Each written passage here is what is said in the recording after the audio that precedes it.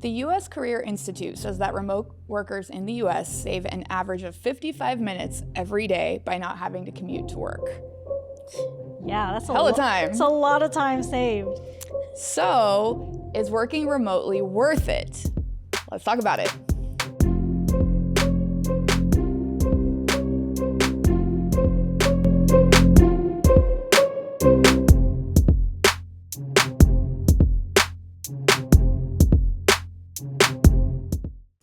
Welcome to Net with Lizzy and Lissa, where we analyze hidden costs and empower you to make your own damn decisions in life. Each episode covers a different facet of life, and at the end of each episode, we each give our takes on whether we think something is net positive or net negative. I'm Lizzy, a strategist and consultant with almost 20 years of experience in finance and investing. And I'm Lissa, a personal finance expert and accredited financial counselor. We're best friends who talk about money and everything else. So, is working remotely worth it? First up, running the numbers on remote work. Forbes Advisor reports that 16% of U.S. companies are now fully remote. All right. That's actually a little lower than I would have thought. Really? I thought it was pandemic. High. Really?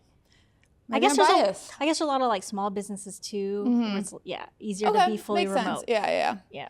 Okay. According to the U.S. Bureau of Labor Statistics, about 1 in 5 employed people aged 25 and over has worked remote at least some of the time in October 2023.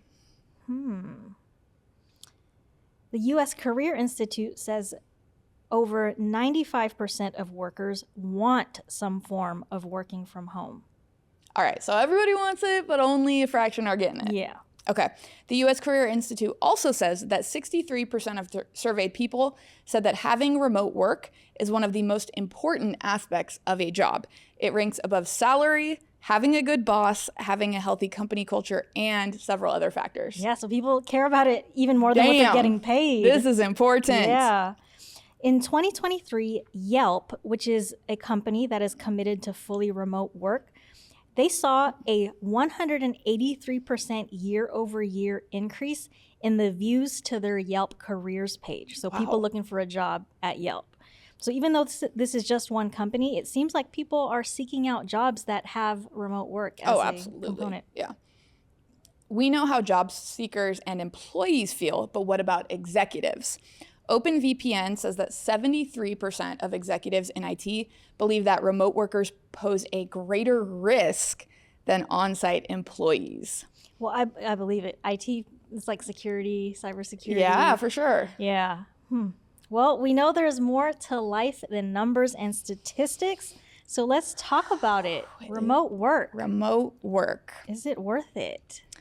All right, talk to me about your history with working remotely. Right, because it's very different from yours. Yes. I only started working remotely since the pandemic. I want to say before that, there wasn't really an opportunity in any of the jobs that I worked in my adulthood that allowed me to be at home at all. I think it was always in the office, or like when I used to work even retail when I was in like college, like It was always, I physically had to be somewhere. Interesting. So what was that transition like for you when the pandemic hit? Well, obviously it was with mixed feelings, because when the pandemic hit, there was, just in general, we all were scared. We didn't know what was going on. It was confusing. It was like, that aside, the benefit of, all right, now I get to be at home. I don't have to worry about dog care for the dogs. I don't gotta commute. You know, I can sleep in a little later.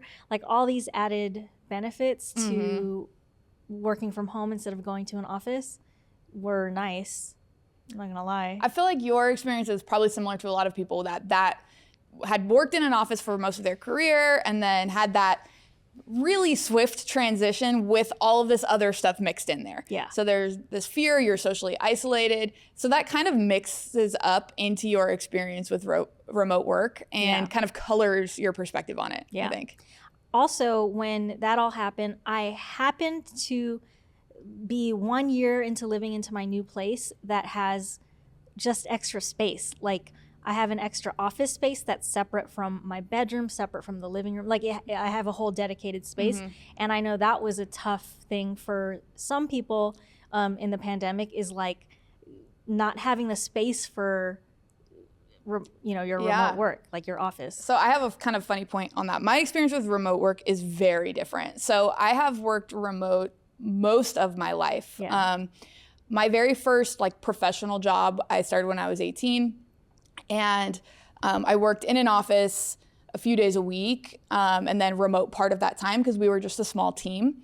And so it was very flexible. And then I studied abroad and I worked remote. I moved away, went to grad school and worked remote. All for that same company.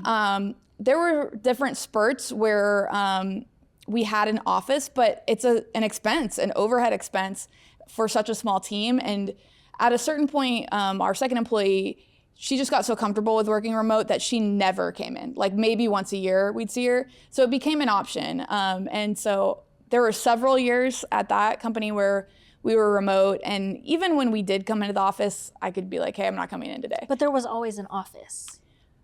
Not always. There was often an office. Like our very first office was like an ADU in the back of my boss's house. Oh, got it. So it's been very flexible. And then I did work in the office for a company in Irvine, but only several days a week because I was commuting. And so from LA to Irvine, and so like I think 3 days a week I would come in. And then even when I moved down to Irvine, it was pretty flexible. Got it. So we always had some remote work. And then I left and have worked for myself or as a part of a founding team ever since. That's always been remote. So you've never had to be in an office like 5 days out of the week every week? I have, I guess, but for short spurts of time, and it was always a pretty flexible environment. Right. Where I, for the most part, like made my own schedule. I don't think I've never had like a clock in, clock out since I worked at Carl's Jr. when I was like in high school, not in a professional environment. And yeah, even when I did work in the office 5 days a week, it was like kind of come in when I want. Okay. So definitely different. Must be nice. Yeah, very. But the interesting thing though, I have almost never had a dedicated workspace in my home. Even though I've worked remote all of this time, only when I was in grad school, and it was because I had this sad little row house that had a basement. It was the sketchiest fucking basement, you guys. Oh my God, there was like no actual floor. It was like wood boards that you could like fall into. Like it wasn't like that, but it was like there's no covering. It was like the nails and stuff. Oh, it was so sketchy. It was like dank and whatever. But like I had my office down there and I was so isolated. I would work like 18 hours in this dark little basement. It was so sketchy. No air circulation. Yeah, man, it was rough. But even now or during the pandemic when I was cohabitating with a partner, that was a challenge for us of like, okay, now we're both working remote. We don't have any room for either of us to have a workspace. Like you take the bed, I take the couch, and then we switch. Yeah. Interesting. Yeah, that's so weird how opposite we are in our experiences with just work culture, in office, out of office. I think part of that though is that I've mostly worked for very small companies, startups and smaller teams, and you've worked for mostly pretty big companies. And I think remote work in a big business is really challenging. We kind of touched on this on a prior episode on quiet vacationing. Yeah. But you get some slippage, right? So while for some people they're going to be more productive, for some people that aren't being, watched like a hawk, they're going to start to slip, their performance slips, their engagement slips. And when you have thousands of employees, the effect of that is a lot bigger than when you have like 5. Right.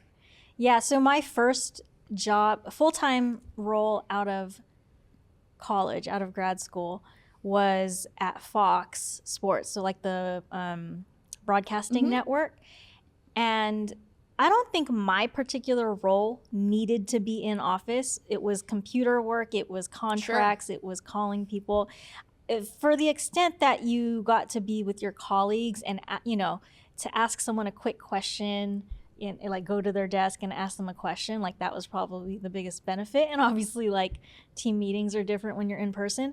But outside of that, that particular role of mine didn't need to be there. There were other departments that obviously they filmed shows and had productions on the studio lot, so it was like those are things you have to be there for. Right. But my particular role didn't. But it was different times. It was though. different times. It's very different time. Yeah. And even not just in the sense of it was pre-pandemic, it was a very different time on the internet. Yeah. You know, the awareness, the like Zoom. I mean, when I was first working remote, I started this company in 2007, I think. So Zoom wasn't a thing. Yeah. We used Skype. We didn't even use Skype video. Oh, we used right. Skype messaging. You know what? Now that I think about it, and it we was used like, AIM. And it was like conference calls, not video. Yeah, calls. We didn't have video. It's kind of funny because I recently reconnected with a guy who was a client of ours way back in the day, starting in 2007. And we were like hopping on a Google Meet meeting, and I realized like, I don't know if he knows what I look like. Because we worked with each other for years, but there was no video meetings. Yeah. Interesting. It was just a different time, you know? That's interesting too, because then after Fox, most of my career where I worked corporate was spent at Google, and that was always in office. And Google had a very open team culture, so it was like, unless you were like one of the top execs, no one had their own office. It was like an open workspace. So I'd say like we were just also used to always seeing each other in that way. That and the thing was though, we had global teams, and obviously we used Google Meet for all of our of course, yeah. meetings. But something interesting that it made me think of was like Zoom.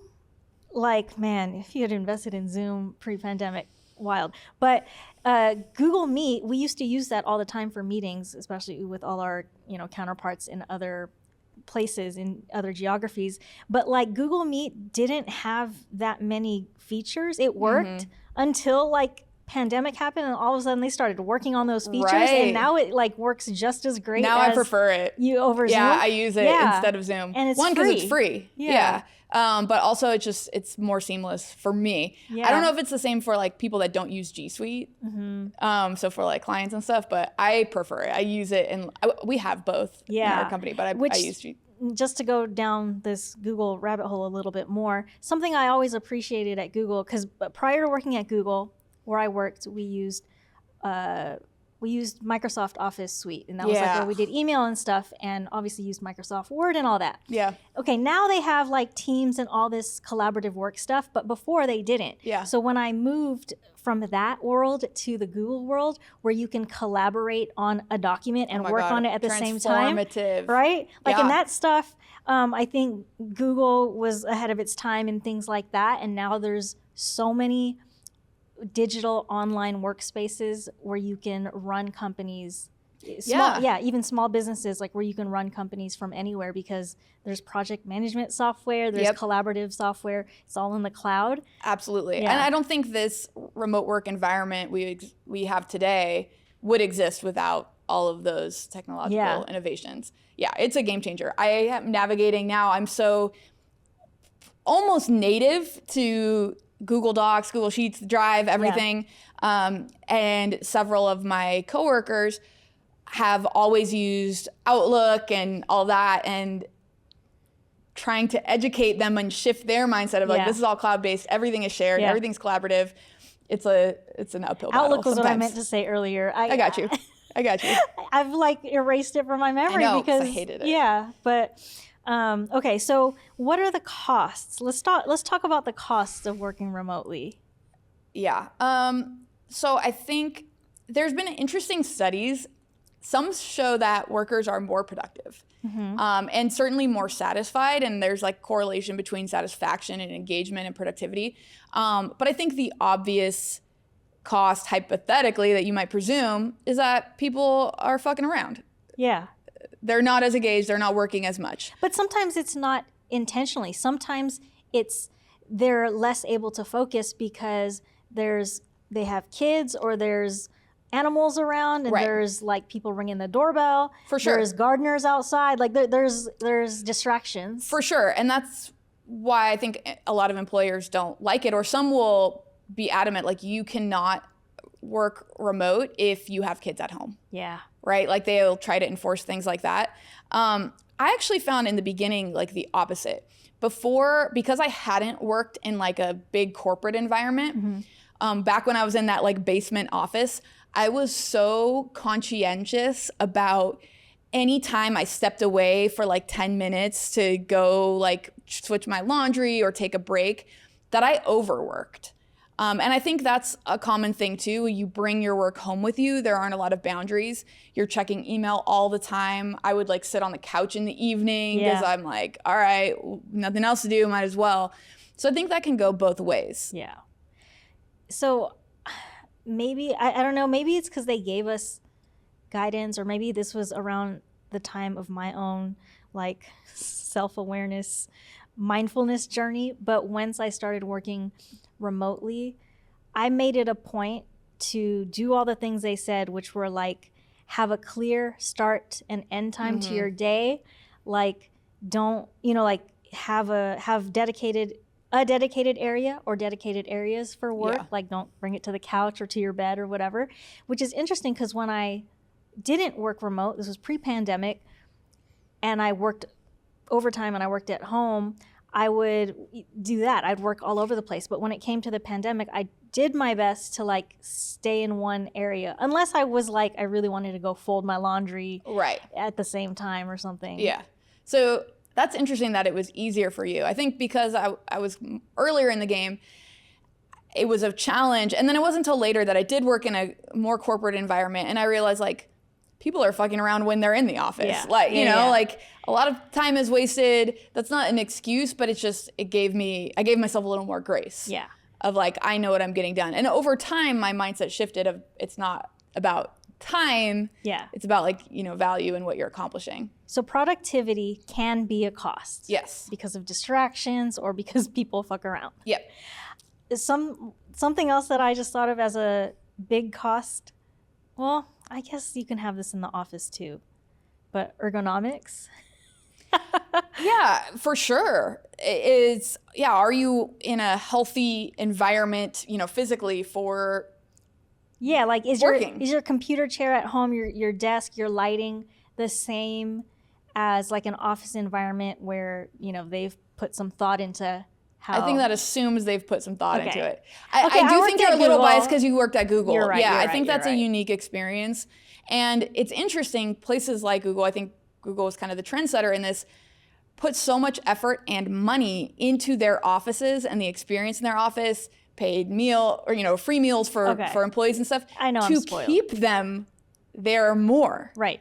So it's almost the opposite extreme, but that is a fair point. Because working on the couch, working from your bed, not good for your body. Well, I remember when we went to working from home during 2020, they gave us each a budget where we could buy, I don't know, I can't remember the number, maybe $1,500, where we could buy home office equipment, anything from a desk to lighting to space heaters to, mouse pads, anything that we wanted or needed for our work area. And I thought that was really cool. No, it is. Yeah. I don't think that's typical. Right. Or maybe certainly that amount. I think that's, there's probably some kind of budget in a lot of companies, but definitely not that much. All right. So with the assumption that an office space is meant for working, like at least have computer chairs and things like that, right? Yeah.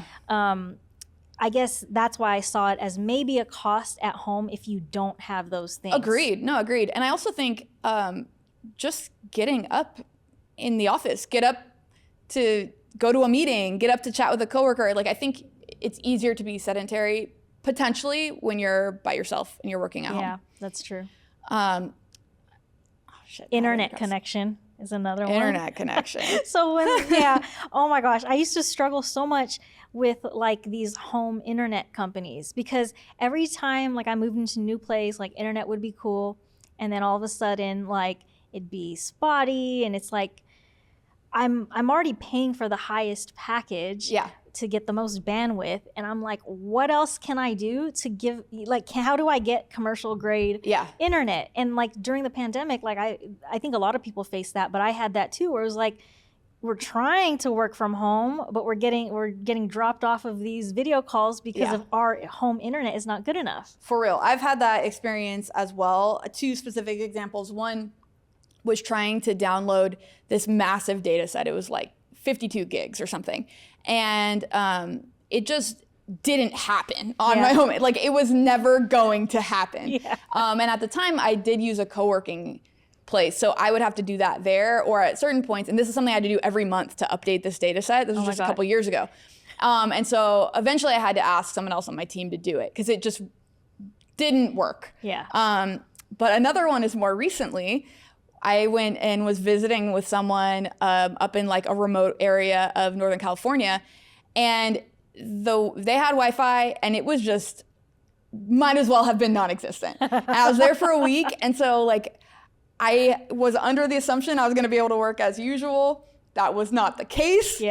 So I would have to like go and like drive to the park and you just use my cell to join calls, but then like I wasn't on video because I was sitting in my car. I made it work, but it definitely didn't feel great, like I was being as professional as possible, which I think is an interesting maybe cost or at least shift, is what professionalism means when you're working remote. You previously in an office environment might have had a certain dress code.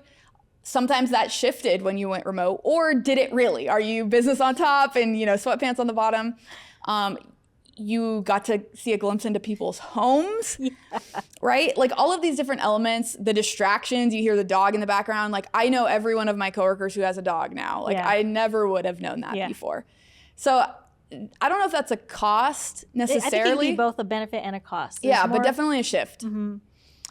I think that another cost for businesses, or also a shift, is in the type of overhead, right? So investing in this technology, in these software and services that enable this kind of collaboration, but that's different than paying for office space. So I think it's a net benefit to not have to pay for a physical office, which can be very expensive if they have a full-time remote policy, but you're paying for other things to facilitate collaboration. For the company. But I guess a con, like we mentioned in the statistics earlier, the IT stuff, like cybersecurity. For sure. Like, I guess it depends on your industry and, how confidential your information is. But like there's a lot of hackers out there who can, if you're on the wrong internet connection, they can like get into your stuff. And so I feel like that's obviously that's not a financial cost. Like you're weighing the financial cost of not having an office with these other risks, I guess, to your business. And it depends on how the business is set up. So like thinking in the financial services industry where there is a lot of importance placed on security of personal information, as well as like regulation and documenting. A lot of that when I was in the office was digital anyway. But there are additional things that have to be implemented to make networks and your own computer secure. And then there's a lot of like, are people using their work computer for personal use? I think there's a lot of overlap when usually you're not supposed to. So that's just kind of another element of it.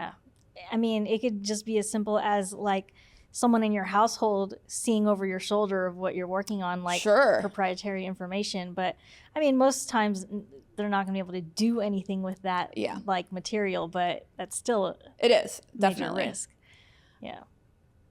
I think the biggest cost that I have experienced is I guess maybe it's a social cost, but more kind of an executional cost at work of there is absolutely a benefit to being able to like look over your shoulder and be like, hey, what do you think of this? Or to brainstorm collaboratively in the moment. And of all my years of working remote, it has never once been the same. Doing it on the phone or in a video, conference, it just can't be replicated to me, that experience of being there live in an office. Like what do they call it? The water cooler back in the day? But well, what I was alluding to earlier, my first job at Fox is like, could have done that job from home. Like it was contracts, it was administrative stuff.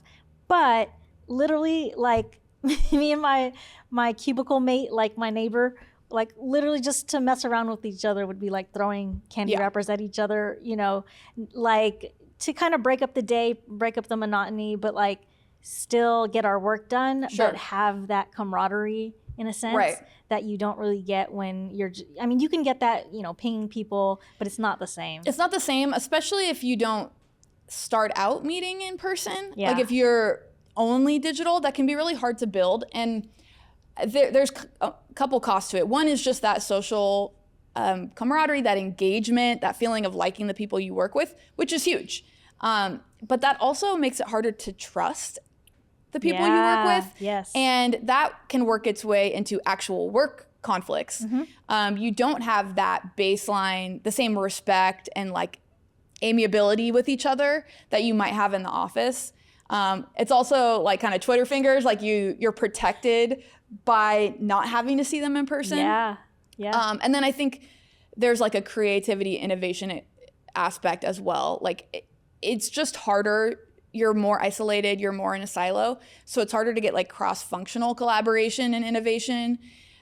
You almost have to like plan it, and that's just not the same. Yeah. You know, like brainstorming organically in a quick chat versus let's plan a meeting and we all chime in, we're all talking at once, and it's hard to replicate.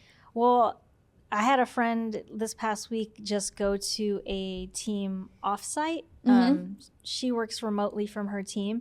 And it's interesting because, like, I mean, I think I had the benefit of having, you know, in-office work plus things like offsites where offsites are, I don't know, how would you call them? Like kind of like a retreat. A retreat or internal company thing where you guys are just not at your... Almost like an internal conference. Right. Yeah. Just somewhere away from your office where you guys are... You could be doing work stuff, but you could also be doing, like... Team building stuff. Like, so I had the benefit of that a lot of my years at Google, and like ended up becoming really, really close friends with so many different coworkers because I had that. And I just feel like now, so my fiance, Alan, like he also works remotely from his job. His team is based on the East Coast. He's the only person on the West Coast, and he works from home. And so he actually misses that. He is, for the same reasons you said, both from an executional perspective of like getting work done and building trust with coworkers, but also feeling connected. Like all those things you lose when you're remote. And so then it becomes, you're weighing that with the benefit of, you know, being able to cook your lunch at home at your lunch break, or being able to just, you know, walk your dogs and not have to pay extra for a dog sitter. For me, do laundry. That was like the biggest one. I could have it going in the background and just, you know, switch my laundry between meetings. Yeah, because like you're always never my favorite home, thing. and like, when do you do your laundry? For sure. Yeah, you take it to a fluff and fold, but then you're paying more. You're working. Trust me, I did that. Right? I did it for years. Yeah, you work commuting. all these hours because you have no time to do your chores, so you outsource some of your chores. I don't think there's anything wrong with outsourcing chores. I'm an outsourcer. Yeah. But trade-offs. Yeah. It's trade-offs at the end of the day. Okay, the biggest cost for me that it took me years and years to realize is the structure of going to an office. So I've probably talked about this before, but I worked remote for so long, and at least I had people that I was checking in with in the morning. I had this kind of external team. It wasn't until I left my job, which had been about a year of being in the office most days. And so all at once left that job and was just me, self-employed. And the lack of structure plus the pandemic all at the same time really, really became challenging and highlighted for me the fact that I have ADHD, and it was just tough. It became this really difficult period in my life. It was really hard to focus. And so for me, there's nothing that replicates getting up, putting on real clothes, going somewhere else, spending a day in a focused environment that is dedicated only to work, and then coming home to my home that is only for home. And so for several years after I recognized this, I would do a co-working space where I still had the flexibility, but this is where I work and this is where I'm at home. And that is probably my preference now. I don't have that right now, and it's Yeah. definitely challenging. Is it one of these situations where the grass is always greener on the other side? I think it's like moderation. That's kind of where I land. Yeah. I don't think I prefer all of one or all of the other. Right. Like, and I've been fortunate to have those situations where I get to have a mix of both. But yeah, there's definitely pros and cons. Yeah. Well, which is why some companies are using a hybrid model. Yeah, and that can be, I know a lot of companies that like they only go into the office, Tuesdays and Thursdays. Yeah. Or something like that. Or it may be individual. So, I had on my team actually, it was like a benefit that I got to kind of dole out to team members, right? If they were a really high performer, they might say, hey, can I work from home on Fridays? And I'd be like, yeah, sure, why not? I worked from home most Fridays, in my last office job.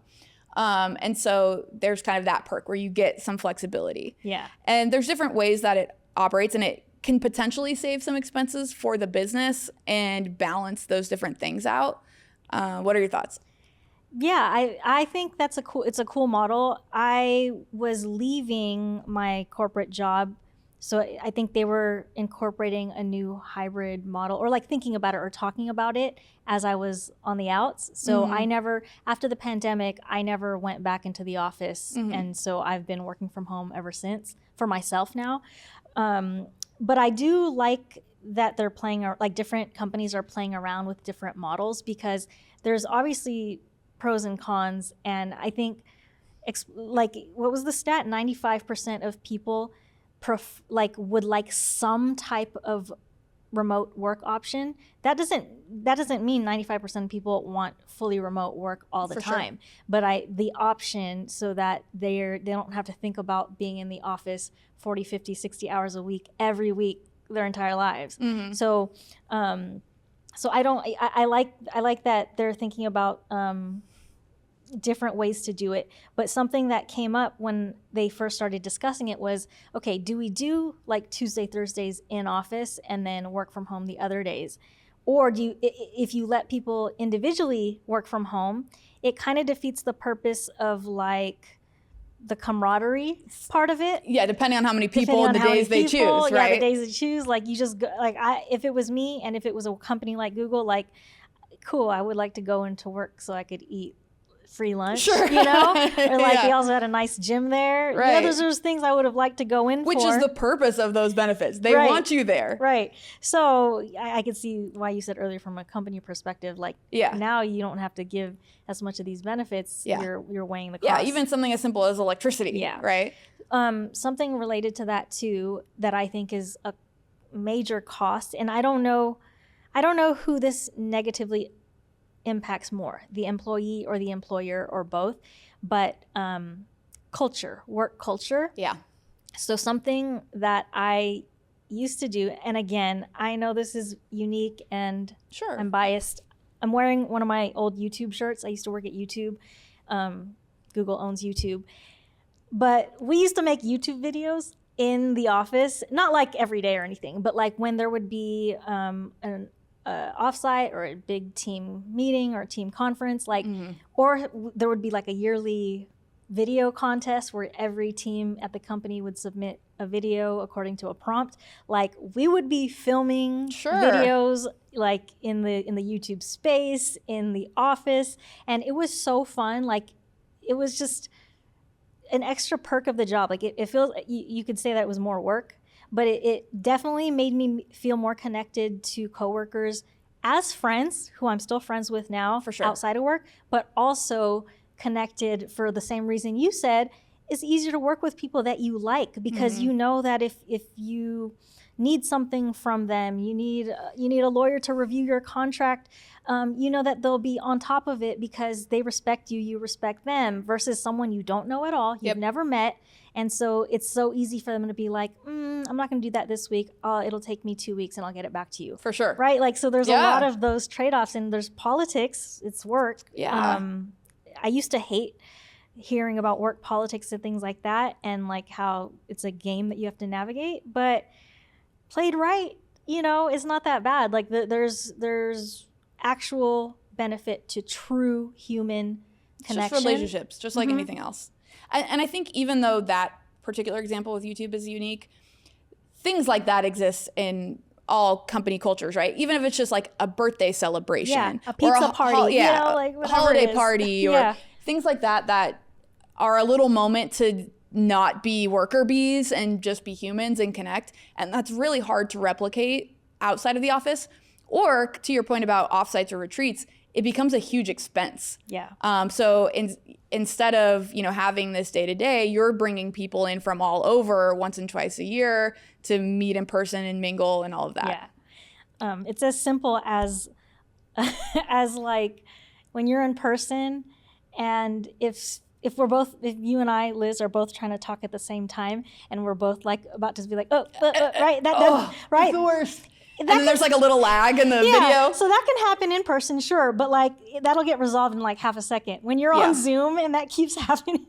Yeah. Oh, yeah. It's so frustrating. Then you're just like, forget it. I'm done. So like that during a meeting, but I know at least I've seen Alan do some of his meetings where some of it is meant to be team building, right? Like there are some meetings that are like, all right, the whole team is on and let's do a quick icebreaker exercise. But like you still have that lag and it's like awkward. And if someone's on mute, oh, you're on mute. Like it just takes away from the connection, I think. I also think we probably have more meetings.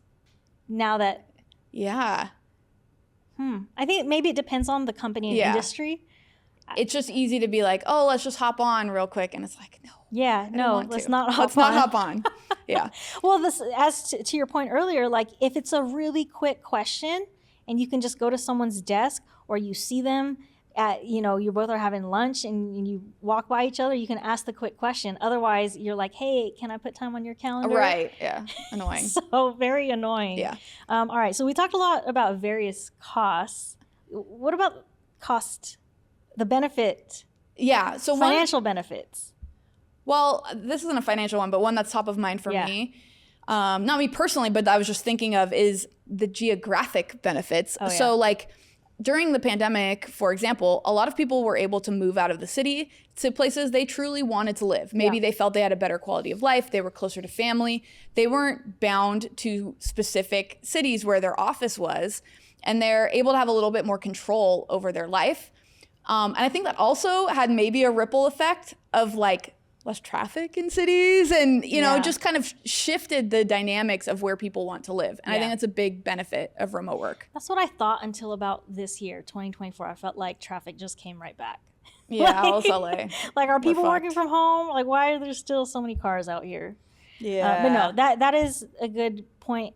If you guys haven't peeped our quiet vacationing episode, we talk a little bit more about when people kind of do remote stuff without telling their employer. Mm-hmm. But with this remote work, I do know of many people who, including like my fiance included, who are working from home and or working remotely and they can work wherever and it's totally approved. Yeah. I have a friend who works in Denver and who was kind of scared when the policies were changing to come back to office, but they kind of like grandfathered some people in to stay as remote workers. So it's like a good setup where they can keep what like the changes that they made during the pandemic. They can like keep it if they wanted it. But I know that that's a privilege that not everyone has. But no, it's a big advantage. Yeah, but financial. So earlier, I think you said 55 minutes on average saved on a commute. I guess it... Or just time back. Or time back.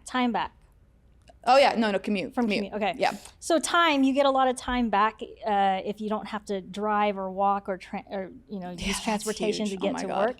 And, time is money, but time is not just money. Time, like, that's more time to... Quality of life. Not sitting in traffic for even 1 hour a day, 30 minutes each way, which is not a crazy commute, but God, that improves your life significantly. But in relation to what you save financially, you're not paying for gas. Maybe you don't even need your car anymore. Sure. You're not paying for a bus pass or whatever you use. Or you can Uber. live in a cheaper area that's maybe further out. Right.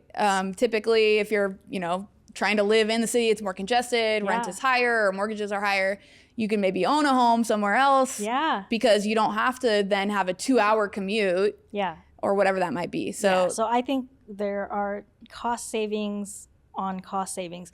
One of my friends had to work at a university and like had to pay for her own parking, and parking's not cheap at some colleges. Not at all. Yeah, to where it's like that parking pass costs like 1 hour of your work For day. sure. Like, why do you have to pay for that parking pass? Yeah, and then just having to deal with it. Yeah. Yeah. So there's that.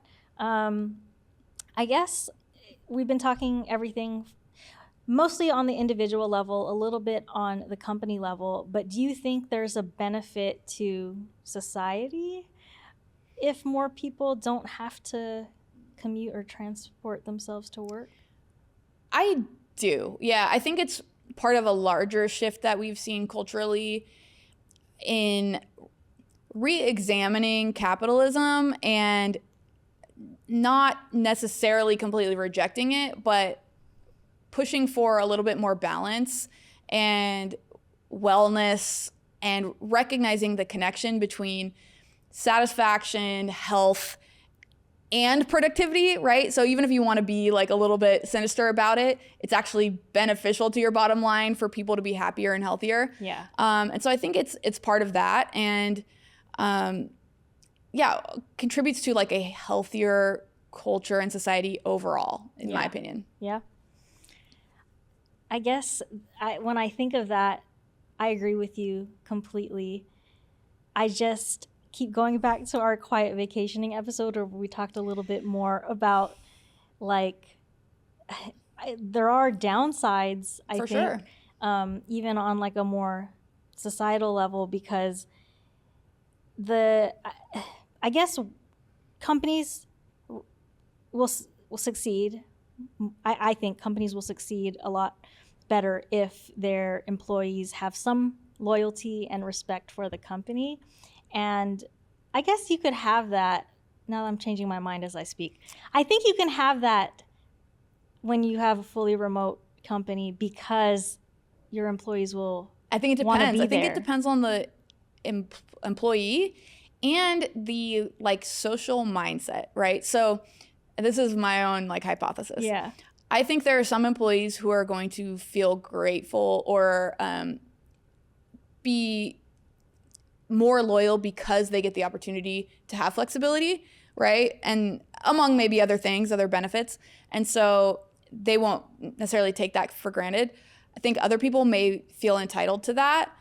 And I also think there's a shift towards kind of like an anti-employer mindset, which I don't think is necessarily fair, especially for like smaller businesses. Yeah. And so a lot of people are more like, I'm going to get mine.